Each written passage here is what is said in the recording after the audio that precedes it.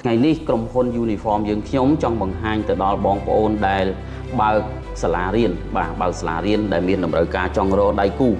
បាទដែលសហការទៅទុកចិត្តទី2ស្តង់ដារទី3តម្លៃបាទអញ្ចឹងសម្រាប់ក្រុមហ៊ុនយើងខ្ញុំមានការទទួលគ្រប់តម្រូវការសាលាគ្រប់កម្រិតថ្នាក់ពីថ្នាក់មត្តេយ្យរហូតទៅដល់ថ្នាក់អនុវិទ្យាល័យវិទ្យាល័យពិសេសបងប្អូនដែលមានតម្រូវការសម្រាប់ចុងឆ្នាំថ្មីដែលធ្វើការប្រគល់សញ្ញាបត្រជូនទៅដល់សិស្សានុសិស្សបាទចប់កម្រិតថ្នាក់នីមួយៗយើងមានទទួលគ្រប់ឯកសណ្ឋានដែលត្រូវការខាងយើងខ្ញុំមានជាងជំនាញផ្នែក design ទៀតដើម្បីធ្វើការ design free ជូនទៅដល់អតិថិជនអញ្ចឹងសម្រាប់ព័ត៌មានលម្អិតអាចទំនាក់ទំនងតាមរយៈលេខទូរស័ព្ទនៅក្នុងវីដេអូនេះបាទអរគុណច្រើន